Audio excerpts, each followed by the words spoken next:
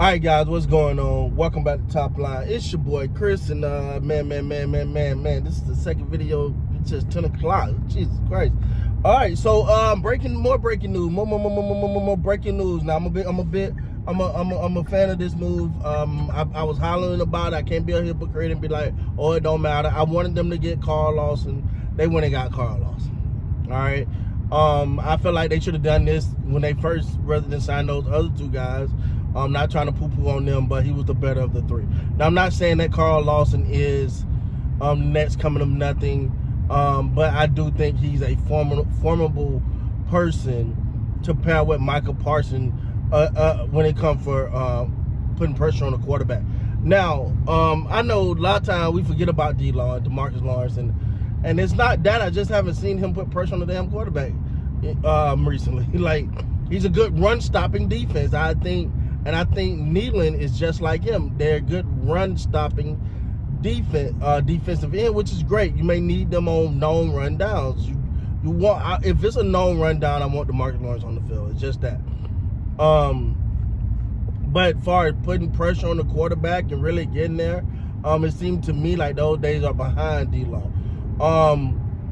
But Lawson, man, we talked about him before, so I'm not gonna beat it into nausea. But I think the Cowboys are now making some moves to kind of, you know what? I'm gonna be honest, these two moves, even though I like them, I do think this is kind of like, all right, we gotta do something to put some type of energy back into this fan base. I don't know if this does it. This gives you something positive to talk about from a Cowboy perspective. You know me, I've been on there like white on rice, man. I'm not folding. I'm not changing my stance. I feel like the Cowboys have played with this fan base for so long, just trying to sell us bull crap, and not living up to nothing they're saying. But they did bring in Lawson, and at the same time, with bringing in Lawson, like I said, I think it helped him on the defensive end a little bit. But I'm not saying he's a world beater, game changer, or nothing like that, because it's a simple fact, if he was that guy, he'd have been signed already. There's a reason why he's out on the free agent market. Let's not jump up and down, do back and flips and kumbaya about it. But of the talent that was out there, I'm glad they did get him, because you needed something else, something formidable. I just don't know. I just don't know what the Cowboys, like, I don't think the Cowboys know what their plan is. Like, because you're making moves now that could have been made a long time ago. The moves that you're making now could have been made earlier, and you could have had these guys already in camp with a preseason game up under their belt, or something to that effect. Something like, it's to me, it's too much playing around. Let's wait. You know your defensive ends, other than Micah Parsons, is not even formidable, especially when it comes to pass rush. I don't look at D-Law, like I said before. I don't look at him as a formidable pass rusher. I look at him at an elite run-stopping defensive end. He's really good at that.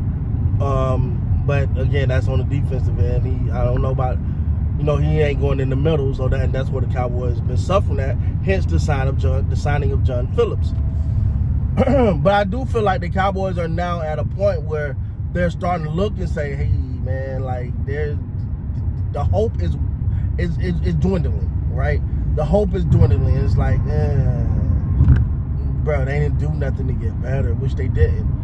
I do think John Phillips, like I said before, is a little bit better than Hankins, and I think from a pass rush perspective, Carl Lawson is better than D-Law. And at the end of the day, I'm really not. Again, I'm not looking at these moves as all-in moves. You're not gonna sell me someone that any other 32 teams could have went out and got somebody that you brought in, and then decide to go with two other people, then call him back, decide to go with him. It's not supposed to be this juggernaut of a player, even though I vouched and really, really wanted you to get him. Of the options, and sometimes I have to clarify that, because if I'm looking at the three options you gave me, the three options that you freaking gave me, of course I'm going to go with Lawson. Being the better, I'm hoping I'm saying the guy's name right. Being the better of those three options, that don't mean I thought he was one of the best of the best. No. real quick to pivot. Matthew Judon, someone had put down in the comments, I thought I responded to it. They said, well, Matthew Judon is looking to get paid, so if you're not going to pay him, how would the Cowboys be able to pay him if they was to trade for him? How would they be able to pay him? Well, you pay him by getting your other deals done. That's where your salary cap come from. You get your other deals done, and then you give Matthew Judon the contract that, you know, that you guys can work out. But you, if I'm not mistaken, you'll still have him for that year anyway. So you give it a little time. But hey, they went a different route. I guess they looked at Carl Lawson like the consolatory prize. You know what I'm saying? I we didn't get him, so we'll rock with him. So pretty much now the Cowboys have signed all of those guys they brought in. My only thing is, when you bring in guys like this, like, what is the goal, right? Like, what is the overall goal? Like, is these guys some? Because the problem with it, let's be real. What if Lawson go out there and have a phenomenal season, just tear it up? What's gonna happen? Now we're back here talking about, dang, are they gonna pay Lawson? They don't want to pay people. They don't want to pay people, and I think the Cowboys, and I think the way a lot of players are looking at it is, and we thinking it's all, I just want to go play for Dallas. Oh, I love that. No. You're gonna get the views. You're gonna get the media.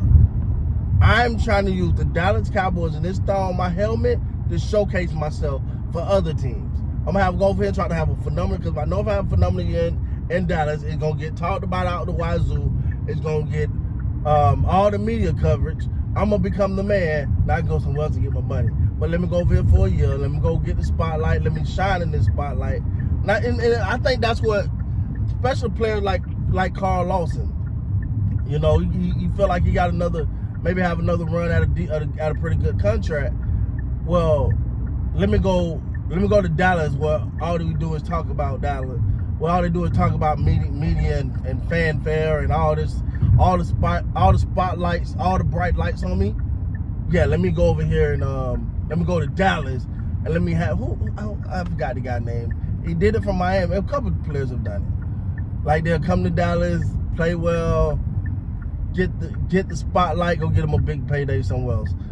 And with that being said, it's not a bad philosophy, since the Cowboys want to be all about views and clicks and all of that. So, but anyway, guys, let me know down in the comments what you think, how you feel about this signing. I mean, I'm cool with it. It is what it is. With that being said, guys, please like, comment, subscribe to the channel. Till next time, you guys be great, man.